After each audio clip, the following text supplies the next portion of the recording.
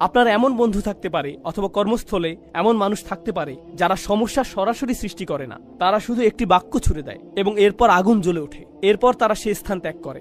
এটাই হলো নামিম।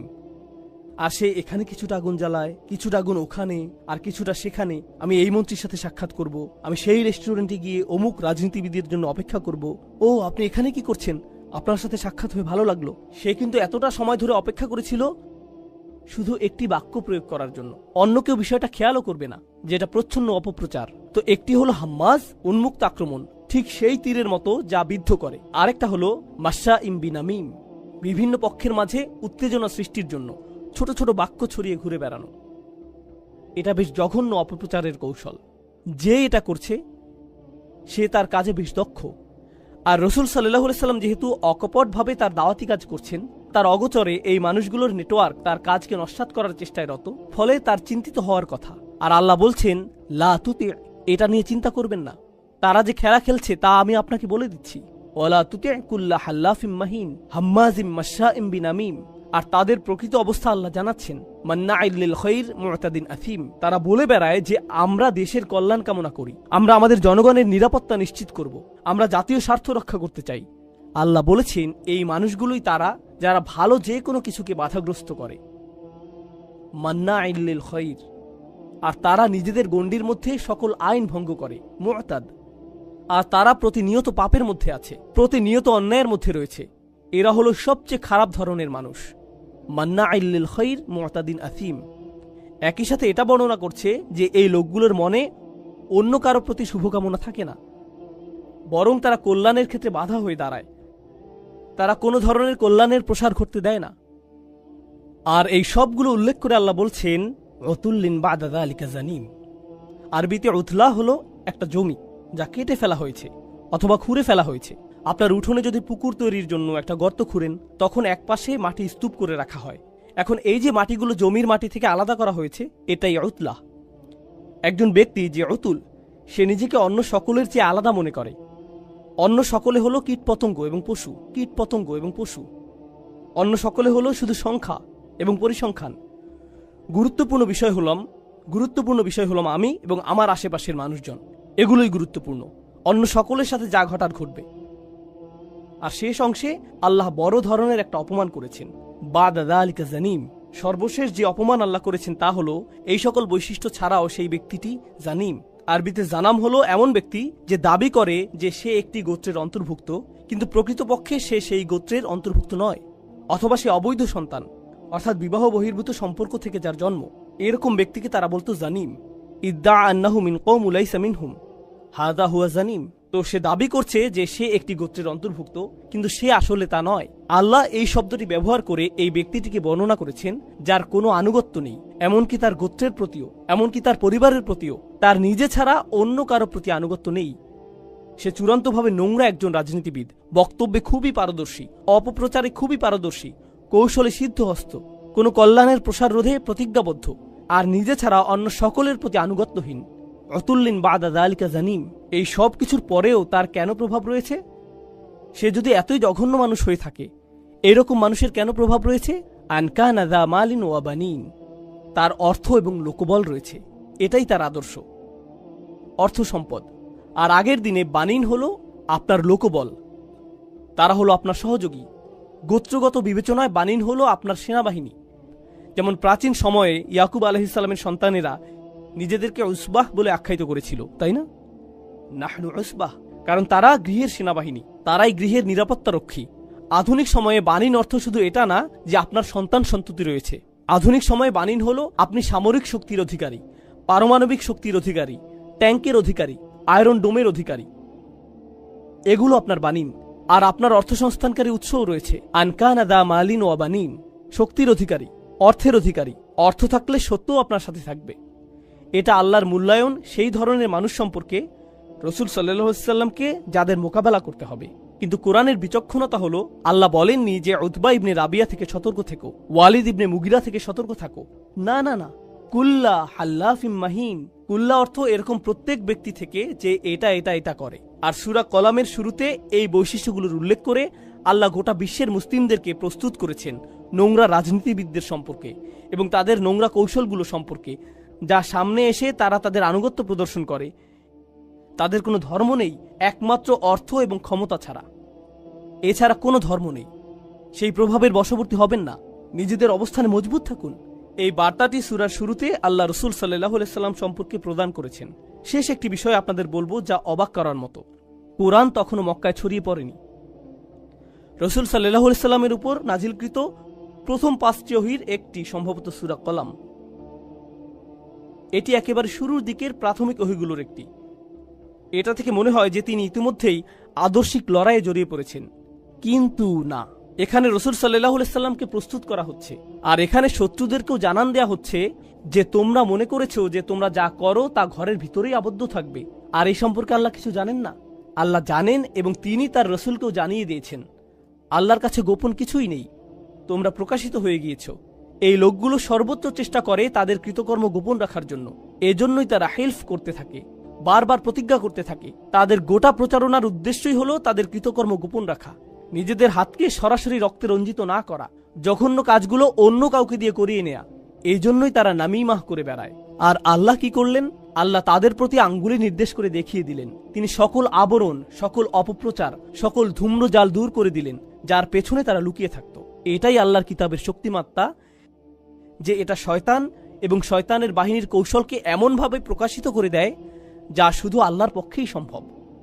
আল্লাহ আমাদেরকে সত্যের পথে দৃঢ় থাকার সামর্থ্য দান করুন, আমাদেরকে ব্যক্তিগতভাবে এবং উম্মাহ হিসেবে রক্ষা করুন, যাতে আমরা কখনোই এখানে বর্ণিত মানুষগুলোর চক্রান্তর জালে আটকা না পড়ি। বারাকাল্লাহু লি ওয়া লাকুম ফিল কুরআনিল হাকিম ওয়া নাফা'নি ওয়া ইয়্যাকুম বিল আয়াতি। আমি আপনাদের সাথে কথা বলতে যাচ্ছি মুসলিম তরুণদের মাঝে একটা সংস্কৃতি নিয়ে, যারা কোনো ধর্মীয় পথের ভিতর দিয়ে যাচ্ছে, বিশেষ করে পশ্চিমা সমাজে। অনেক সময় মুসলিম তরুণরা যে জীবনযাপন করে তাকে বলা যেতে পারে, মনে করুন, পার্টিং, ঠিক আছে? এবং তারপর জীবনে কোনো এক সময় তারা বিশেষ উপলব্ধি মুখোমুখি হয় এবং দিনের পথে চলতে শুরু করে। এমন প্রচুর ভাই বোন আছে যার জীবনে কোনো এক সময় পরিবর্তিত হয় এবং তারপর ধীরে ধীরে তারা আরো ধার্মিক হয়ে ওঠে। কিন্তু তারপর যা হয় তা হচ্ছে, যখন সময়ের সাথে সাথে তারা আরো ধার্মিক হয়ে ওঠে, তারা অনেক বেশি কড়া হয়ে যায়, খুবই উৎসাহী হয়ে পড়ে, আবেগপ্রবণ হয়ে পড়ে এবং নিজেদের জন্য নিজেরাই কোনো শিক্ষক খুঁজে নেয়। সেই শিক্ষক হচ্ছে কখনো কোনো মানুষ, কখনো কোনো সিরিজ লেকচার, কখনো কোনো ওয়েবসাইট, কখনো কোনো ব্লগ, কখনো অপরিচিত কোনো নাম। কিন্তু সেটা যাই হোক না কেন, তারা নিজেদের জন্য একটা জ্ঞানের উৎস খুঁজে নেয়, যেটাকে তারা সঠিক বলে মনে করে। এর প্রতি তারা খুবই অনুরক্ত হয়ে পড়ে এবং আস্তে আস্তে যা ঘটতে শুরু করে তা হচ্ছে তারা খুব কঠোর, খুব অনমনীয় হয়ে ওঠে। তারা লক্ষ্য করতে শুরু করে যে তাদের চারপাশে মানুষরা ঠিক তাদের মতো না। তারা যাকে শিক্ষক মানে, তার চারপাশে মানুষরা তাকে শিক্ষক মানে না। তারা যেভাবে দিনকে বোঝে অন্যরা সেভাবে বোঝে না। তাই প্রথমে যা হয় তা হচ্ছে তারা তাদের চারপাশের, বিশেষ করে তাদের পরিবারের মানুষদের ব্যাপারে হতাশ হতে শুরু করে। মুসলিম তরুণটি ভালো দিকে পরিবর্তন হতে শুরু করলে সবার আগে যাদের প্রতি হতাশ হয় তাহলে তার পরিবার। কেন তোমরা বোঝো না? এটাই দিন পালনের সঠিক পথ। এবং এমন আরো অনেক অনেক সংঘর্ষের সৃষ্টি হয়। আপনি যদি মুসলিম হন এবং আপনার পরিবার যদি অমুসলিম হয় তাহলে তা আরো বেড়ে যায়। কিন্তু মুসলিম পরিবারের মাঝে থেকেও যদি আপনি দিনকে নতুন করে আবিষ্কার করেন তাহলেও এমন সমস্যার সম্মুখীন হতে হয়। এরকম সমস্যা শুধু যে পরিবারের মাঝে সীমাবদ্ধ থাকে তা নয়, বরং বন্ধু মহলেও বিস্তার ঘটে।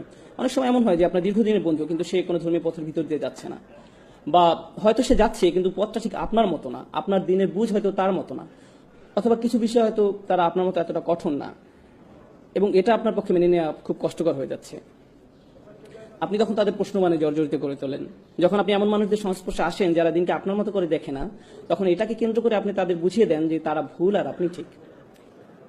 এভাবেই তাদের দিন পালন করা উচিত এবং এছাড়া কোনো পথ নেই, ইত্যাদি ইত্যাদি। এমন এক ধরনের আচরণ গড়ে ওঠে বিশেষ করে তরুণদের মাঝে। এমন আচরণের পিছনে অনেক কারণ রয়েছে। তরুণরা তরুণীটি নিজে মনে করে যে সে যা করছে তা হচ্ছে আমর বিল মারুফ ওয়া নাহই আনিল মুনকার। তারা মনে করে যে তারা ভালো কাজে আদেশ দিচ্ছে এবং অন্য কাজে নিষেধ করছে। তারা তো তাদের ভাই বোনদেরকে হাদিস বা কোরআনের আয়াতই বলছে, ভালো কাজই তো করছে, এটাই তো তাদের করা উচিত, এমন কথাই তাদের মাথায় থাকে।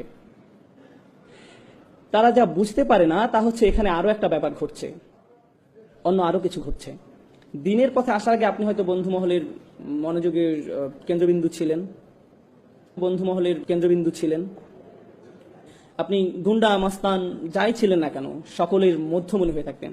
যখন আপনি ধর্মের পথে আসলেন তখন আপনাকে ঘিরে আর সেটা রইল না, কিন্তু আপনার তখন এমন কিছু একটা চাই, অন্যদের উপর নিজের আধিপত্য দেখানোর জন্য আপনার ভেতরে এক ধরনের জেদ কাজ করে। আপনার মনে হয় যে আমি মানুষকে দেখাতে চাই কোনো না কোনো ভাবে আমি তোমাদের চেয়ে সেরা। এবং এই ঘুরপথে চলতে গিয়ে বেশিরভাগ সময় নিজের অজান্তেই অধিকাংশ সময় তারা মানুষকে যে ধর্মীয় মতামত প্রদান করে তার মাধ্যমে তারা নিজেদের শ্রেষ্ঠত্ব দেখাতে চায়। তারা মানুষের কাছে প্রমাণ করে দিতে চায় যে অন্যরা আসলে ধর্মটা ঠিকমতো জানে না, আমি ধর্ম সম্পর্কে ঠিকমতো জানি, আসো তোমাকে বলি কোনটা সঠিক, আসো তোমাকে এই আয়াতটা শিখাই, তোমাকে এই হাদিসটা শিখাই, তুমি জানো না এটা এভাবে না ওভাবে। মানে ধর্ম নিজেই আপনার ইগো প্রকাশের মাধ্যম হয়ে ওঠে। এমন ঘটনা খুবই দুঃখজনক, কারণ ধর্ম নাজিল হয়েছিল যেন আমরা নিজেদের বিনয়ী করে তুলি, কিন্তু এখন আমরা সেই একই ধর্ম ব্যবহার করছি নিজেদের অহংকার প্রকাশ করতে, দাম্ভিকতা প্রকাশ করতে। তবে এটা এমন নয় যে শুধু আমাদের তরুণদের মাঝেই ঘটে থাকে, বরং বড়দের মাঝেও হয়। আপনারা ইবলিসের কথা জানেন, সে কিসে আল্লাহর অবাধ্য হয়েছিল? সে সিজদা করতে রাজি হয়নি। আদম আলাহিসাল্লামকে আল্লাহ কি কাজ দিতে যাচ্ছিলেন, কেমন উচ্চ বেতন তিনি পেতে যাচ্ছিলেন, আদম আলাহিসাল্লাম কি পদোন্নতি পেতে যাচ্ছিলেন, যেটা দেখে ইবলিস বলে উঠেছিল না না না না না আমি এই কাজের জন্য বেশি উপযুক্ত। কি ছিল সেই কাজ? আল্লাহ তাআলার কি উদ্দেশ্যে মানুষ সৃষ্টি করেছিলেন? ইবাদতের উদ্দেশ্যে, ঠিক। এবং আদম আলাহিসাল্লামকে বলা হয়েছিল ইন্নী জাইলুন ফিল আরদি খলিফা। আল্লাহ ওনাকে কোথায় ন্যস্ত করেছিলেন? পৃথিবীতে। এবং এটা কি ছিল? আল্লাহর কাজ করার দায়িত্ব। এটা একটা ধর্মীয় উপাধি। আরো সহজভাবে যদি বলি, আদম আলাহিসাল্লামকে ধর্মীয় সম্মাননা দেওয়া হয়েছিল, দুনিয়াবী সম্মান না। উনাকে কোনো উচ্চ বেতন বা বিলাস বাড়ি দেওয়া হয়নি, ওনাকে ধর্মীয় মর্যাদা দেওয়া হয়েছিল। তাই আপনি যদি এই বিষয়টা নিয়ে ভাবেন তাহলে কিছুটা অবাক হবেন। ইবলিস এক ধর্মীয় মর্যাদার কারণে আদম আলাহিসাল্লামকে হিংসা করেছিল, তার ইগো প্রকাশ পেয়ে গিয়েছিল, কারণ সে মনে করেছিল আল্লাহর দিনের কাজ করার জন্য আদমের চেয়ে সে বেশি যোগ্য, দিনের কাজ করার জন্য আমি বেশি যোগ্য। এবং এই অহংকার প্রকাশ পেয়ে যায় যখন কেউ দাবি করে যে মসজিদের সভাপতি হওয়ার জন্য আমি বেশি উপযুক্ত, সভাপতি পদের জন্য আমি বেশি উপযুক্ত। তাকে কেন বেছে নেওয়া হলো? কেন তাকে এই কাজ দেওয়া হলো? কেন আমাকে নেওয়া হলো না? এটা একটা ধর্মীয় কাজ। সভাপতি হলে আপনাকে টাকা দেওয়া হবে না, মসজিদ পরিচালনার জন্য তো আপনাকে নতুন গাড়ি দেওয়া হবে না। কিন্তু তারপরও আমেরিকা জুড়ে আমরা দেখতে পাই কিসের জন্য মানুষ জান দিয়ে লড়ে যাচ্ছে? ধর্মীয় খেতাবের জন্য। মসজিদ পরিচালনা কে থাকবে?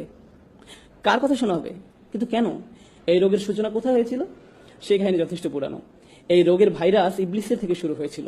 সে ওই ধর্মীয় কর্তৃত্ব চেয়েছিল। মূল বিষয় হচ্ছে এটা এক প্রকার অসুখ, এবং এটা যদি কারো মাঝে থাকে তাহলে তার সেটা অতি সত্বর চিহ্নিত হওয়া উচিত। যখন আপনার মনে হয় ভাগ্যিস আমি ছিলাম, না থাকলে এই মানুষদের একদম বিপদে চলে যেতে হতো, এদের সঠিক পথ দেখানোর জন্য অন্তত আমি আছি, যদি এটা আপনার মনোভাব হয়, আপনি ভয়ঙ্কর সমস্যা আক্রান্ত। সত্যি আপনি ভীষণ সমস্যায় আছেন, কারণ আপনি ভাবছেন এই দিন কার উপর নির্ভর করে? আপনার উপর। দিনের আমাদেরকে প্রয়োজন নেই। আল্লাহর দিনকে আমাদের প্রয়োজন, কিন্তু আল্লাহর দিনের আমাদেরকে প্রয়োজন নেই। আল্লাহু গানিয়ুন হামিদ। আল্লাহ সুবহানাহু ওয়া তাআলা সমস্ত প্রয়োজন থেকে মুক্ত, তার আমাদেরকে প্রয়োজন নেই। আমাদের নিজেদের আরো বিনয় হওয়া দরকার। আমি এতক্ষণ ধর্মীয় দৃষ্টিকোণ থেকে ইগোর কথা বলছিলাম, কিন্তু পরিবারের মাঝেও দেখা যায় যে আমরা বলছি আমি মারা গেলে এই পরিবার দেখাশোনা কে করবে, কে বিল পরিশোধ করবে, আমি না করলে কে এসব করবে, এমন ভাবনা আপনার মনে আসে, ঠিক। কিন্তু আপনারা জানেন আমাদের মৃত্যু কবে হবে সেটা নির্ধারণ করা আছে। কিন্তু আপনি যতই ভাবুন না কেন যে আমার এত টাকা জমাতে হবে বা অত টাকা জমাতে হবে, আমাকে প্রমোশন পেতে হবে বা ইত্যাদি, আপনি চিন্তা করেন আপনাকে কি কি করতে হবে। কিন্তু যদি আল্লাহ তাআলা ঠিক করেন যে আপনি আজ রাতে মারা যাবেন, তাহলে যা নির্ধারিত তাই হবে। এবং আমি চলে যাওয়ার পর আমার সন্তান, আমার স্ত্রী, আমার স্বামী, যেই হোক না কেন, আল্লাহ তাআলা ইতিমধ্যেই তাদের দেখাশোনা করছেন। এটা কখনোই ভাবা উচিত না যে আমি তাদের দেখাশোনা করছিলাম, আল্লাহ তাআলা তাদের খেয়াল রাখছিলেন। আমি নিজেকে ভোলাচ্ছিলাম এই ভেবে যে সবকিছু আমার উপর নির্ভর করে। কোনো কিছু আমার উপর নির্ভর করে না। কারো ভালো করার ক্ষমতা আমার নেই, সকল ক্ষমতা আল্লাহর। যেহেতু ইগোই মূল সমস্যা, ইগো কোত্থেকে আসে? আপনার মধ্যে ইগো তখনই জন্মায় যখন আপনি সত্যিকার অর্থে আল্লাহর মহত্বকে মূল্যায়ন করতে ব্যর্থ হন, যখন আপনি আল্লাহকে সমাদর করতে জানেন না, তখন আপনি আল্লাহকে প্রশংসা করার স্থানে নিজের ব্যাপারে উচ্চ ধারণা পোষণ করেন। এখান থেকেই অহংকারের শুরু। সমস্যাটার গোড়া এখানেই। সুতরাং ইনশাআল্লাহ প্রথমে যে বিষয়টা আমি বলতে চাই তা হলো, সেসব মানুষ যারা ধর্মের লেবাস পরে থাকে, তারা দেখতে ধার্মিক, তাদের কথাবার্তা ধার্মিক, তাদের জ্ঞান আছে, আল্লাহ তাআলা যেন আমাদেরকে এইসব হতে রক্ষা করেন। এটা খুবই ভয়াবহ সমস্যা। এদেরকে যে মানুষটা দাঁড়িয়ে তার চেয়ে বেশি প্র্যাকটিসিং মনে হয়। অনেক বোনদের, যেসব বোনরা হিজাব পালন করে না, তাদের চেয়ে বেশি আল্লাহ ভীরু মনে হতে পারে। তাদেরকে বাইরে থেকে দেখতে খুবই ভালো লাগে, কিন্তু তাদের মধ্যে ইগো আছে। আপনার ভিতরে অন্যের সামনে নিজেকে মহান রূপে উপস্থাপন করার তাড়না আছে। আপনার মনে হয় যে আপনি বেশি ধার্মিক, আপনি বেশি যোগ্য, আপনি অন্যদের থেকে ভালো অবস্থানে আছেন। আর আপনি যদি মনের ভিতর আরেকজন মুসলিমকে ছোট করে দেখেন, তার অবস্থা যেমনই হোক না কেন, আপনি যদি এটা করেন, তাহলে আপনার হৃদয়ে যে জিনিসটা বাসা বেঁধেছে তা হলো কিবর, অহংকার।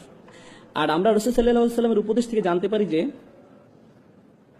যাদের হৃদয়ে সরিষার দানার সমান, অর্থাৎ বলতে গেলে কিছুই না, এমন অনুপরিমাণ অহংকার থাকে, তাদের জন্য জান্নাতের দরজা খোলা নেই। অনুপরিমাণ অহংকার থাকে, জান্নাতের দরজা তার জন্য খোলা নয়। তাই আমি যেটা বলতে চাচ্ছি তা হলো, ধরুন একজন মুসলিম খারাপ কাজ করে, হয়তো সে মদ পান করে বা অন্য যে কোনো ধরনের খারাপ কাজ করে, তার খারাপ কাজগুলো বাহ্যিক, চোখে দেখা যায়, কিন্তু আপনার খারাপ কাজটা কোথায় ঘটছে? অন্তরের মধ্যে। বাইরে থেকে আপনাকে দেখতে ভালোই লাগে, মনে হয় যে আপনি ঠিকঠাকই আছেন। নিঃসন্দেহে সেই লোকটা খারাপ কাজগুলোর কারণে শাস্তিযোগ্য, কিন্তু আপনার অহংকারটাও কি শাস্তিযোগ্য নয়? আর যদিও কেউ তার কাজগুলোকে উপেক্ষা করছে না, কিন্তু যদি তুলনা করা হয়, তাহলে আপনার আর তার মধ্যে কার সমস্যা দূর করা বেশি কঠিন? এদিকটা ভেবে দেখুন তো। অহংকার দূর করাটা বেশি কঠিন। কেন? কারণ আপনি একে দেখতেও পান না। সেই মানুষের মদ পান তো সবাই দেখতে পায়, এ নিয়ে তার সাথে কথা বলা যাবে, কিন্তু আপনার অন্তরের এই ব্যাপারটা সমাধান করা অনেক বেশি কষ্টের, কারণ এর অবস্থান হৃদয়ের গভীরে, যার একমাত্র ব্যক্তি আপনি অনুধাবন করতে পারেন। অন্য কেউ আপনাকে এটা বলতে পারবে না। যদি এটা থাকে তাহলে আপনার ভেতরে আছে। আর আমি যখন আপনাদের এই ব্যাপারগুলো বলছি, এই সময় আপনার মনে হতে পারে এই মুহূর্তে আমার অহংকারে একজনের কথা মনে পড়ছে, যার এই কথাগুলো শোনা উচিত। অন্য কারো ব্যাপারে চিন্তা করবেন না, তাহলে স্বয়ং আপনার মধ্যেই অহংকারের চিহ্ন আছে। কার কথা আপনার মনে আসা উচিত? আপনার নিজের কথা। ধর্মের নসিহতগুলো সর্বপ্রথম নিজের জন্য প্রযোজ্য, অন্যের জন্য নয়। সর্বপ্রথম কার জন্য প্রযোজ্য? নিজের জন্য। আমরা এতই অন্ধ হয়ে গেছি যে আমরা ভাবি কোরআনের এই আয়াতগুলো, রাসূল সাল্লাল্লাহু আলাইহি ওয়াসাল্লামের এই হাদিস বা উপদেশগুলো সব অন্যদের জন্য, নিজের জন্য না। কোনো কিছু শোনার সাথে সাথে অন্যকে বলার জন্য আপনি পেরেশান হয়ে যান। সেগুলো প্রথমে কার মানার কথা ছিল? কার সেগুলো প্রথমে অনুসরণ করার দরকার ছিল? আপনার নিজের। এই ব্যাপারটা আমাদের অবশ্যই মনে রাখতে হবে। আল্লাহর দ্বীনের ক্ষেত্রে আমরা অনেক বেশি স্বার্থপর, আমরা আত্মকেন্দ্রিক, আমরা ধান্দাবাজ হয়ে পড়ি। এই ব্যাপারটা আমাদের অবশ্যই মনে রাখতে হবে। যখন একজন স্বামী স্ত্রীর দায়িত্ব কর্তব্য সম্পর্কে কোনো হাদিস শোনে, তখন সে কি করে? সে তার স্ত্রীকে যেয়ে বলে, এই জানো আজ কি শুনেছি, মনে রেখো। এমনকি পিতামাতাও তাদের সন্তানদের সাথে কোন একটা শোনায়, অবিল ওয়ালিদাইনি ইহসানা, তোমার পিতামাতার সাথে সৎ ব্যবহার করো। এটাকে আত্মসেবা হয়ে যায় না? আমরা কি এখানে নিজের সেবা করতে এসেছি নাকি আল্লাহর দ্বীন পালন করতে এসেছি? এটা পুরো দৃষ্টিভঙ্গি বদলে দেয়। এটা সম্পূর্ণ ভিন্ন দৃষ্টিভঙ্গি।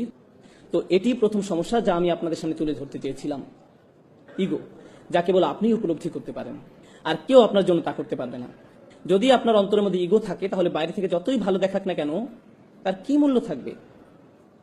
কারণ আপনার হৃদয়টাই সুস্থ নেই। আর আল্লাহ বলেন, ইল্লামান আতাল্লাহু বিকলবিন সালিম, কিন্তু একমাত্র তারা ব্যতীত যারা সুস্থ অন্তর নিয়ে আল্লাহর কাছে আসবে। তাই আমাদের ভিতরের এই ইগোটাকে ঠিক করতে হবে। দ্বিতীয় পয়েন্টে যাওয়ার আগে আমি আপনাদের কিছু টিপস বলি কিভাবে বুঝবেন যে আপনার মধ্যে ইগো আছে।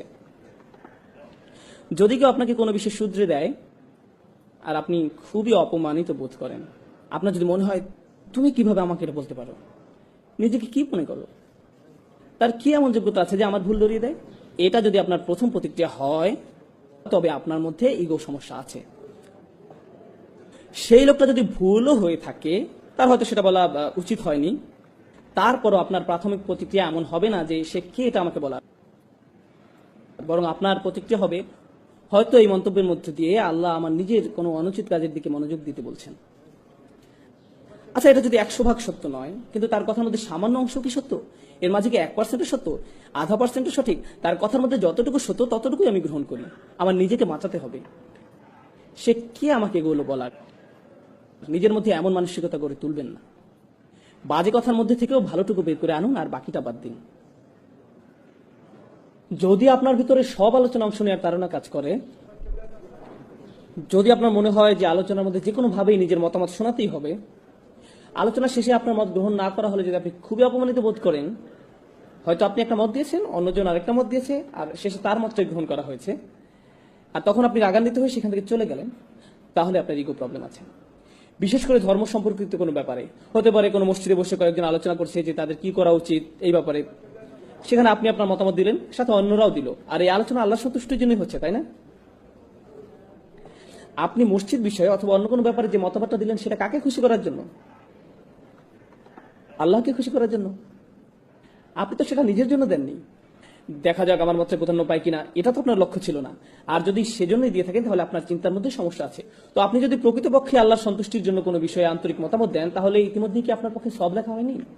আল্লাহ সন্তুষ্টির জন্য কোনো বিষয়ে আন্তরিক মত দেন, তাহলে কি আপনার জন্য সব পেয়ে গেলেন না? হ্যাঁ, আল্লাহ আপনাকে আপনার প্রাপ্য পুরস্কার দেবেন। তাই লোকেরা আপনার মতামত গ্রহণ করুক আর না করুক, আপনি ইতিমধ্যে সব পেয়ে গেছেন। তাই লোকেরা আপনার মতামত গ্রহণ করুক আর না করুক, সেটা আপনার কাছে কোনো গুরুত্বপূর্ণ ব্যাপার নয়। কারণ আপনি যে জিনিসটা চেয়েছিলেন তা তো আপনি পেয়ে গেছেন। কিন্তু আপনার নিয়ত যদি আল্লাহ সন্তুষ্ট অর্জন না হয়ে নিজের মতামতের প্রাধান্য হয়, তাহলে আপনি বলবেন না, আমি আমার মত দিয়েছি যাতে এটাই প্রধান মত হয়, আর সেটা না হতে আমি অপমানিত বোধ করছি। এভাবে নিজেকে সহজেই যাচাই করা যেতে পারে। অন্যকে আপনার ইগো চেক করতে পারবে না। যদি আপনি কষ্ট পান তাহলে নিজেকে নিজে প্রশ্ন করুন। এই ব্যাপারগুলো চর্চা করা অনেকটাই কঠিন, তারপর আমাদের নিজেদেরকে যাচাই করা চালিয়ে যেতে হবে। সুতরাং প্রথম সমস্যাটা হলো ইগো, যাদেরকে বাইরে থেকে ধার্মিক মনে হয় কিন্তু ভেতরে নিজেদের অন্য থেকে বড় করে উপস্থাপন করার ধারণা কাজ করে। দ্বিতীয় সমস্যাটাও অনেকটা একই ধরনের। বাইরে থেকে ধার্মিক মনে হয়, বেশ ভালো লাগে, জ্ঞানী মনে হয়, মুখে ভালো কথাও বলে, ভালো পোশাক পরে, সবকিছুই চমৎকার। তাকে দেখে যে কেউ বলবে এই ভাইটা আসলে অসাধারণ একজন মানুষ। কিন্তু ভেতর ভিতরে কি হয় জানেন? প্রথম ক্ষেত্রে নিজের মধ্যে ইগো জন্ম নেয়, আর দ্বিতীয় সমস্যা হলো হৃদয় কঠিন হয়ে পড়ে।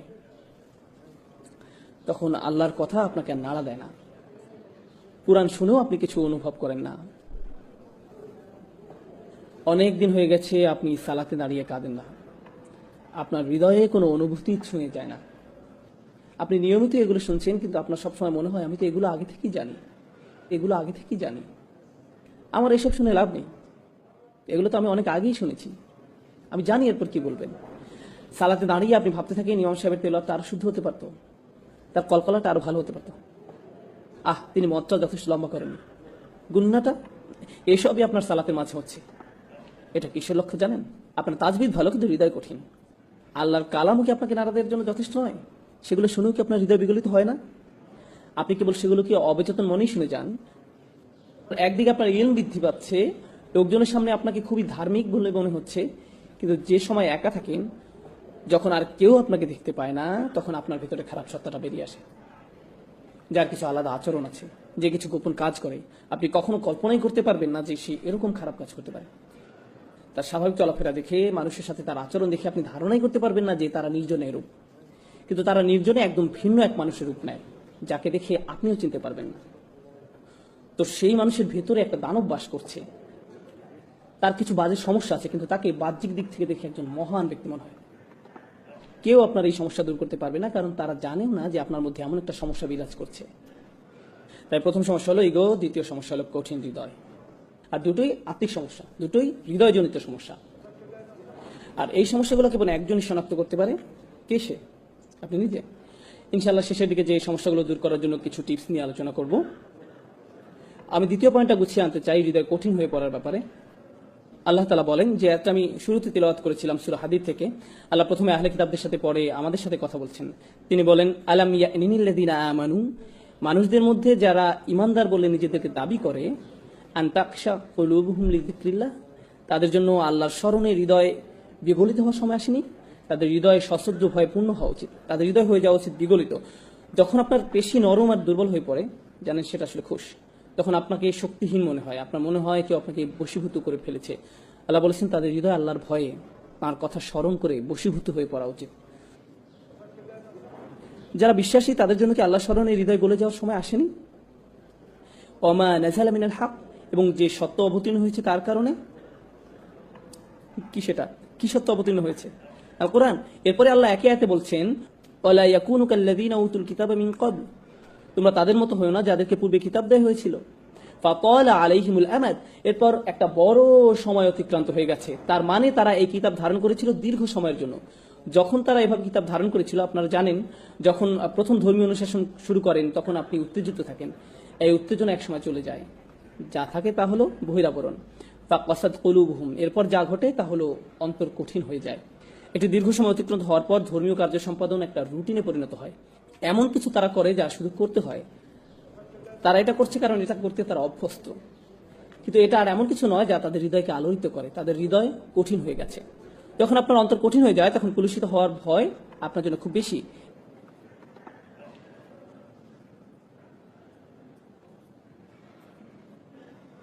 এজন্য আয়াতে বলা হয়েছে ওয়াকাসিরুম মিনহুম ফাসিকুন, তাদের অধিকাংশই পাপাচারী, তাদের বড় একটা সংখ্যা হলো খারাপ। আয়াত শেষ হয়েছে আহলে কিতাবদের দিয়ে, কিন্তু কি দিয়ে শুরু হয়েছিল? আলাম ইয়ানিল্লাযীনা আমানু। আলোচনাটি আসলে তাদের নিয়ে যারা বিশ্বাস স্থাপন করেছে, আর কিভাবে তাদের অন্তর কঠিন হয়ে গেছে।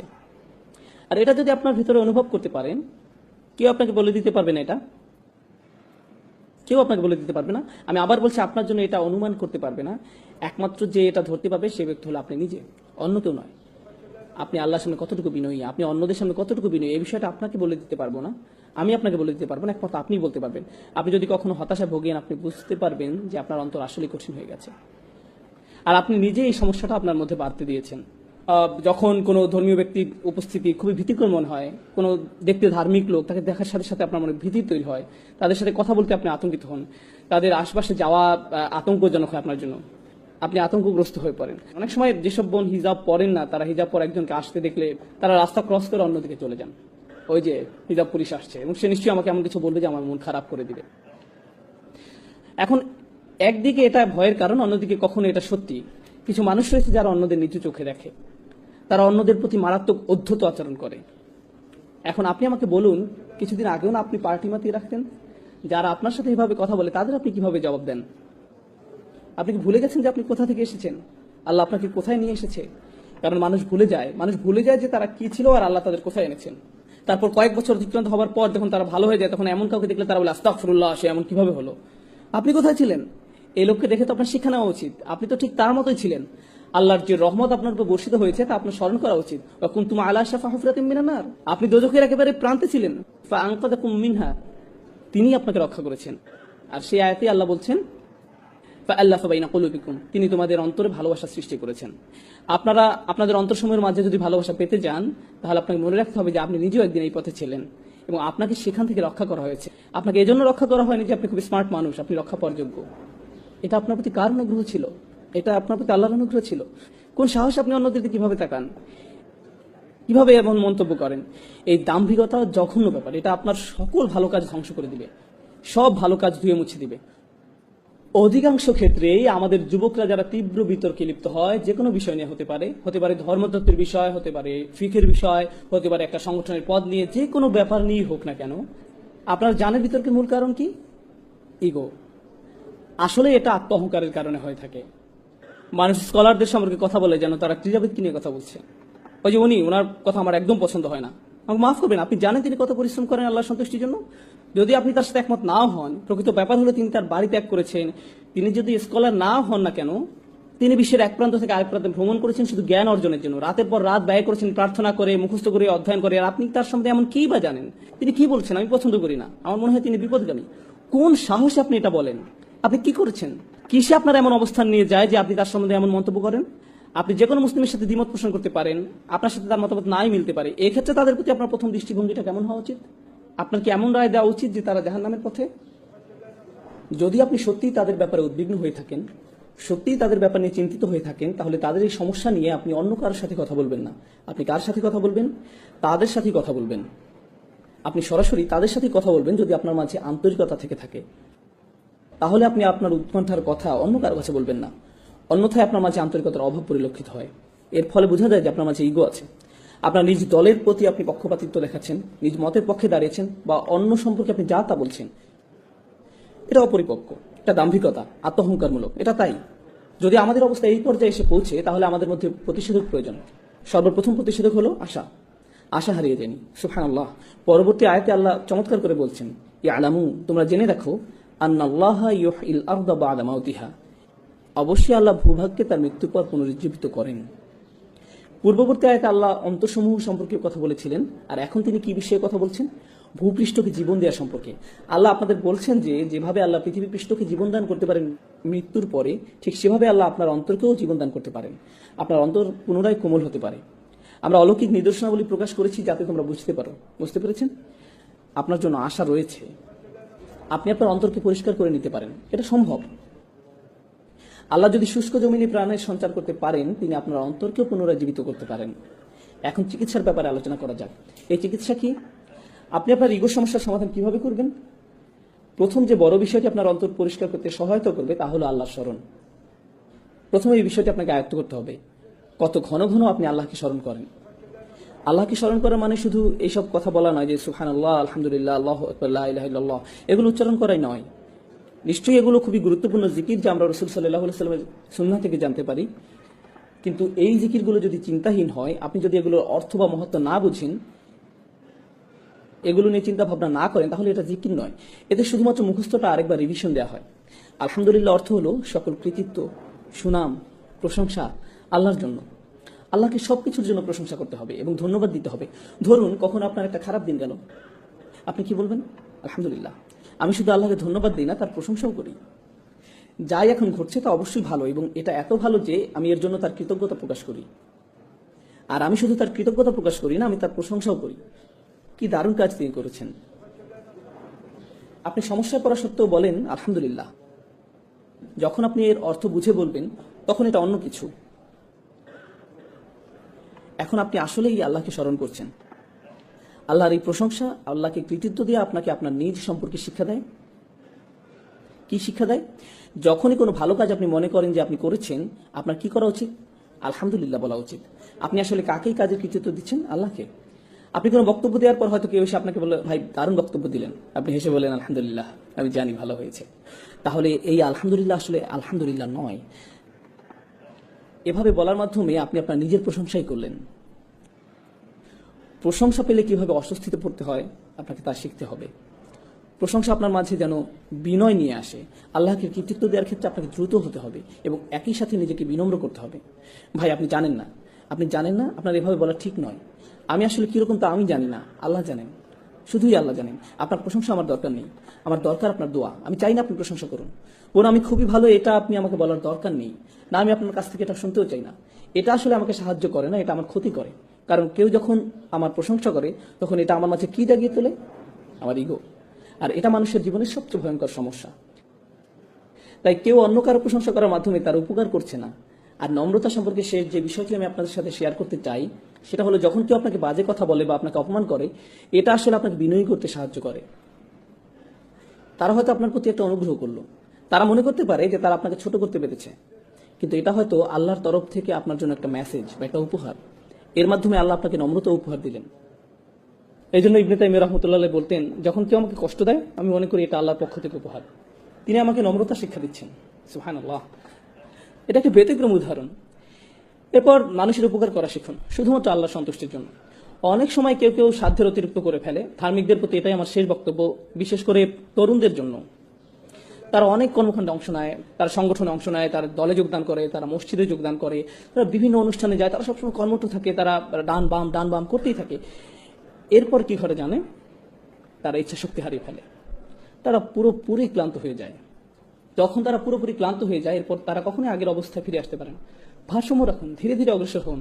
আপনাকে সপ্তাহের এক ছুটিতেই সব করে ফেলতে হবে না, অথবা গ্রীষ্মের ছুটিতেই সব করতে হবে এমন নয়, বরং ধীরে ধীরে অগ্রসর হন। ইনশাআল্লাহ আপনি গতি ধরে রাখতে পারবেন। এবং যখন আপনি শুধু আল্লাহর জন্যই কোনো কিছু করবেন এবং আপনি হতাশ হয়ে যান না, কোনো ফলাফল হচ্ছে না, এই জন্য উদাহরণ হিসাবে এই অনুষ্ঠানের কথা বলা যাক। আমাকে দাওয়াত দেওয়া হয়েছিল, আমি বলেছিলাম ঠিক আছে আমি রবিবার আসবো। শনিবার রাতে কেন নয়? কারণ তখন এখানে কেউ থাকবে না।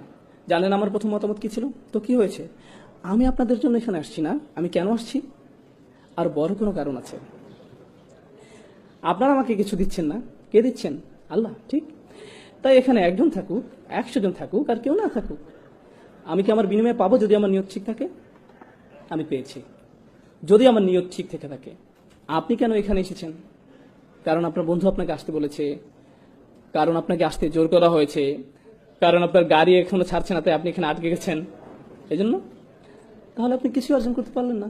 কিন্তু আপনার যদি এখানে আসার কারণ থাকে এরকম যে আজ রাতে আমি আল্লাহকে স্মরণ করব, আমি আল্লাহর আরো নিকটবর্তী হব, এমনকি যখন কিছু হচ্ছে না আপনি সেটার অপেক্ষায় আছেন, এই অপেক্ষার সময়টাও আপনার পক্ষে পুণ্য লেখা হচ্ছে। দৃষ্টিভঙ্গির পরিবর্তন করুন, নিয়তের পরিবর্তন করুন, ঠিক আছে? এটা আপনার জীবন ভর অনেক সাহায্য করবে। কারণ আপনি যখন কিছু করেন, যেমন প্রচারপত্র বিলি করছেন, মানুষকে প্রোগ্রামের দাওয়াত দিচ্ছেন, কিন্তু কেউ উপস্থিত হলো না, তখন আপনি মনে মনে কেউ কিছু শুনতে চায় না, কিন্তু আপনি হতাশ হয়ে পড়বেন না। কারণ কেন? কারণ আপনি প্রচারপত্র বিলি করেছিলেন কি জন্য? কেন আপনি দাওয়াত দিয়েছিলেন? কোথায়? কার কাছে আপনার প্রত্যাশা? আপনার কাজ চেষ্টা করা, ফলাফল তার কাছে। আপনি এই ফলাফলের দায়িত্ব নন। আপনি যখন এটাকে আন্তরিকভাবে মেনে নিতে পারবেন, তখন জীবন অনেক সহজ হয়ে যাবে এবং আপনি নিজের প্রতি অনেক সন্তুষ্ট থাকবেন। আপনি হতাশ হয়ে পড়বেন না। কারণ সেখানে মাত্র অল্প কিছু মানুষ, তাদের সংখ্যা আরো বেশি হতে পারতো, হ্যাঁ সেখানে আরো মানুষ থাকতে পারতো, কিন্তু সেটি আল্লাহ হাতে। আমি কি আমার দায়িত্বটুকু পালন করেছি? আমি কি যথেষ্ট চেষ্টা করেছি? নিজেকে শুধু এটাই জিজ্ঞাসা করা আছে, এবং আমার চেষ্টা কি সত্যি আল্লাহর জন্য ছিল কিনা, নিজেকে শুধু এই প্রশ্নটি করা আছে। আমি এসব আলোচনা আনছি কারণ নিয়তে এমন কিছু নয় যে আপনি জীবনে একবার মাত্র করেন। জীবনে একবার আপনি ইচ্ছা পোষণ করেছিলেন যে আপনি আল্লাহর রাস্তায় কাজ করবেন এবং একজন ভালো মুসলিম হবেন। আপনি সেই ইচ্ছা পোষণ করেছিলেন, কিন্তু সেই ইচ্ছাতে মরিচা পড়তে পারে। ফলে আপনাকে বারবার নিয়ত ঠিক করতে হবে, আপনাকে বারবার নিয়ত ঠিক করতে হবে। এবং আপনি জানেন, সবাই ভাবছে আপনার ইচ্ছা অনেক শক্তিশালী, কারণ তারা শুধু আপনার বাইরেরটা দেখছে। তারা কি দেখে না? ভেতরেরটা। এবং যেহেতু তারা শুধু বাইরেরটা দেখে, তারা আপনাকে বলবেন আপনি খুবই ভালো একজন মানুষ, এবং আপনি তাদের বিশ্বাসও করা শুরু করবেন, যার ফলে আপনার সমস্যা থেকে আপনার জন্য আরো ভয়াবহ করে তুলছেন। প্রথম প্রতিকার হচ্ছে আল্লাহকে স্মরণ করা। দ্বিতীয় প্রতিকার হচ্ছে উত্তম সঙ্গী খোঁজা, এমন সহচর খোঁজা যারা আপনার চেয়ে উত্তম। তৃতীয় প্রতিকার হচ্ছে গুরুত্বপূর্ণ প্রতিকার, নিজের মুখ বন্ধ রাখতে শেখা। নিজের মুখ বন্ধ রাখতে শেখা। যদি আপনি খুব খারাপ কিছু দেখেন, তাহলে একজন মুসলিমকে উপদেশ দেওয়ার নমনীয় পন্থা খুঁজে বের করুন। এভাবে ভাবুন, আমি তাদের যে কথাগুলো বলতে যাচ্ছি সেগুলো কি তাদের ধর্মের প্রতি আরো বিমুখ করে দিবে? অথবা আমার সৌহার্দ্যপূর্ণ নমনীয় পন্থা খুঁজে বের করা উচিত, যা তাদেরকে ধীরে ধীরে ইসলামের মূল বিষয়ের সাথে আপোষ না করে দিনের পথে নিয়ে আসবে। হয়তো তাদের বন্ধুদের পরিবর্তনের মাধ্যমে, দৃশ্যপটের পরিবর্তনের মাধ্যমে, যদি তারা সামান্য একটু উপদেশ শুনতে পায়। আপনি প্রথমেই তাদের আচরণ পরিবর্তন করতে চান না। আপনি প্রথমে কি পরিবর্তন করতে চান? তাদের অন্তর। যখন তাদের অন্তর পরিবর্তন হবে, তখন ব্যবহার আপনা আপনি পরিবর্তিত হবে। বেশিরভাগ সময় আমরা মানুষের কিসের পিছে ছুটি? আমরা তাদের ব্যবহারের পিছনে ছুটি। আপনি মানুষের ব্যবহার পরিবর্তন করতে পারবেন না, আপনি তাদের শুধু স্মরণ করে দিতে পারবেন এবং আশা করতে পারেন আল্লাহ তাদের অন্তরটা পরিবর্তন করে দিন। আপনার দায়িত্ব স্মরণ করে দেয়। ফাদাক্কির। আল্লাহ রসুল মানুষদেরকে আল্লাহর সাথে শিরক করতে দেখেছেন, কুফরি করতে দেখেছেন, এবং আল্লাহ বছরের পর বছর তাকে বলেছেন ফাদাক্কির ইন্না ফাতিদ যিকরা, ফাদাক্কির ইন্না ফাতিদ যিকরা, স্মরণ করিয়ে দাও, স্মরণে উপকারিতা আছে। মহানবী সাল্লাল্লাহু আলাইহি সাল্লাম এই একই ধরনের খুব খারাপ মানুষদের কাছে 10 বছর দাওয়াত দিয়েছেন, এবং আল্লাহ বলে গেছেন স্মরণ করিয়ে দাও, এতে কাজ হবে, স্মরণ করিয়ে দাও, এতে উপকার আছে। আপনি কাউকে স্মরণ করে দিলেন, এতে কোনো ফল পাওয়া যায় না। তখন আপনি বলেন আমি তাকে স্মরণ করে দিয়েছিলাম, সে পাত্তাই দেয়নি, তাকে স্মরণ করে দেওয়ার মাঝে কোনো উপকার নেই। নবী সাল্লাল্লাহু আলাইহি সাল্লামের জীবনে দেখুন তিনি কি পরিমাণ স্মরণ করে দিতেন, এবং আল্লাহ বলে যেতেন আপনি হয়তো উপকারিতা দেখতে পাচ্ছেন না, কিন্তু সেখানে উপকারিতা আছে। হ্যাঁ, উপকারিতা আছে। এবং আন্তরিকভাবে মনে করিয়ে দেওয়া থেকে উপকারিতা প্রথম কে পাবে? সেই ব্যক্তি যে স্মরণ করিয়ে দেয়। কে প্রথম উপকৃত হচ্ছে? আপনি, কারণ আপনি স্বীকার করে নিয়েছেন যে শব্দগুলো আপনার মুখ থেকে বের হচ্ছে, কিন্তু প্রভাব কোথা থেকে আসবে? আল্লাহ তাআলার পক্ষ থেকে। এবং যদি আপনার কথায় কাজ না হয়, তাহলে হয়তো কার মাঝে কিছু সমস্যা আছে, আপনার মাঝে। আপনার প্রথম প্রতিক্রিয়া এমন হওয়া উচিত নয় যে তার মাঝে কিছু সমস্যা আছে, সে আমার কথা শোনে না। এটি প্রথম প্রতিক্রিয়া হওয়া উচিত নয়। আপনি জানেন নবী সাল্লাল্লাহু আলাইহি সাল্লাম যখন মানুষকে উপদেশ দিতেন, দাওয়াত দিতেন, এবং তারা ওনার কথা শুনতো না, তখন ওনার মনে চিন্তা উকি দিত হয়তো আমি আমার দায়িত্ব ঠিকভাবে পালন করতে পারছি না, হয়তো আমি এই কথাগুলো আরো ভালোভাবে বলতে পারতাম। এবং তখন আল্লাহ তাআলা তাকে মনে করে দিতেন না না না, আপনি আপনার দায়িত্ব ঠিকভাবে পালন করেছেন, আপনার যা করার কথা আপনি তাই করেছেন, আপনি শুধু সতর্ক করে যান, আপনি শুধু সতর্ক করে যান, ফলাফল নিয়ে দুশ্চিন্তা করবেন না, আপনার যা করার কথা শুধু তা করে যান। এই লাইনগুলোর সাথে শেষ যে আয়াতটি আমার মাথায় এসেছে, আমার এটি আপনাদের সাথে শেয়ার করা উচিত, কারণ এটি এই ইস্যুর জন্য গুরুত্বপূর্ণ। ইনশাআল্লাহ দুটি আয়াত, একটি সূরা শুরা, সূরা নম্বর 42, এবং আরেকটি আয়াত যেখানে নবী সাল্লাল্লাহু আলাইহি সাল্লামকে উপদেশ দেওয়া হয়েছিল, সূরা আলে ইমরান। তার মানে দুটি আয়াত। সূরা শুরা, ওয়ামা তাফারাকু ইল্লা মিন বাদি মা জাআহুমুল ইলম বাগয়াম বাইনাহুম, তাদের কাছে জ্ঞান আসার পরই তারা পারস্পরিক বিভেদের কারণে মতভেদ করেছে। যতক্ষণ তাদের কাছে জ্ঞান আসেনি, ততক্ষণ তারা নিজেদের মাঝে মতভেদ করেনি। তার মানে কারা এখন মতপার্থক্য করছে? জ্ঞানী মানুষেরা। কিসে জ্ঞানী? বিজ্ঞান, পদার্থবিজ্ঞান, রসায়ন, জীববিজ্ঞান, কিসে তারা জ্ঞানী? ধর্মীয় জ্ঞানে, ধর্মীয় জ্ঞানে, আসমানি কিতাবে জ্ঞানী, সুন্নতে জ্ঞানী। জ্ঞানী হওয়ার পর তারা কি করছে? মতবিরোধে পতিত হচ্ছে। কেন? আল্লাহ তাআলা বলে দিচ্ছেন বাগিয়াম বাইনাহুম, একজন আরেকজনের উপর কর্তৃত্ব করার জিদ থেকে। তাদের এরূপ জিদ থাকে এবং তারা নিজেদের সেরা মনে করতে চায়। এবং কি সেই হাতিয়ার যা তাদের সেরা ভাবায়? ধর্মীয় বিষয় জ্ঞান। তারা এই ধর্মীয় জ্ঞানকে এমন একটা মাধ্যম বানিয়ে ফেলে যা দ্বারা তারা নিজেদের গর্ববোধকে আরো বাড়িয়ে তোলে। কি ভয়ানক অপরাধ! এই আয়াতের শেষে আল্লাহ তাআলা বলছেন ওয়ালাউলা কালিমাতুন সাবাকাত মির রাব্বিকা ইলা আজালিম মুসাম্মা লাকুদিয়া বাইনাহুম, যদি আপনার পালনকর্তার পক্ষ থেকে নির্দিষ্ট সময় পর্যন্ত অবকাশের সিদ্ধান্ত না থাকতো, তবে তাদের ফয়সালা হয়ে যেত, তাদেরকে শাস্তি দেয়া হতো, তাদেরকে তখনই শাস্তি প্রদান করা হতো। এটি খুবই গুরুতর অপরাধ। এটি খুবই গুরুতর অপরাধ যে তারা তাদের দিনকে মতবিরোধের হাতিয়ার হিসাবে ব্যবহার করছে, এবং অহংকার ছাড়া আর অন্য কিছুই তাদের জ্ঞানকে একে অপরের সাথে মতবিরোধের হাতিয়ারে পরিণত করেনি। আল্লাহ তাআলা আমাদেরকে এই মারাত্মক অপরাধ থেকে হেফাজত করুন, বিশেষ করে আমাদের তরুণ প্রজন্মকে। এদেশে তরুণদের যে সংস্কৃতি, আপনারা বল খেলেন, কেউ একজন আপনার সাথে ব্লক করে দেয়, এরপর কি হয়? পরের খেলায় আপনি প্রতিশোধ গ্রহণ করেন, আপনার অবস্থা পুনরায় উদ্ধার করেন, কারণ প্রতিপক্ষ আপনাকে নিয়ে হাসি ঠাট্টা করবে। এই হচ্ছে সংস্কৃতি। আমার বিরুদ্ধে তোমার এত সাহস কিভাবে হয়? এটি শুধুমাত্র খেলা নয়, এটি অহংকারের একটি পরীক্ষা। গাড়ি চালানো অবস্থায় কেউ একজন আপনাকে পেছনে ফেলে দিল, কি আপনাকে ক্রুদ্ধ করে দিল? তুমি তুমি আমাকে তোমার হোন্ডা সিভিক দিয়ে আমার M5 কে পাস করে যাচ্ছ? না না, আমি তোমাকে দেখে নিব, আমি তোমাকে আমার ক্ষমতা এক্ষুনি দেখিয়ে ছাড়বো। আমি গ্যাস প্যাডেল 4 পর্যন্ত চাপ দিয়ে তোমাকে দেখিয়ে দেবো কিভাবে কি করতে হয়। এসব কিসের বহিঃপ্রকাশ? অহংকার। এই সমাজে প্রতিনিয়ত আমাদের জানানো হচ্ছে তোমরা অহংকার বৃদ্ধি করো। সবকিছু তোমাকে নিয়ে, যে গান লেখা হয় বা গাওয়া হয়, যেমন আমার চেইন, আমার হ্যাট, আমার জুতা, আমার মোজা, যেটাই হোক সবকিছুতে আমি আমি আমি।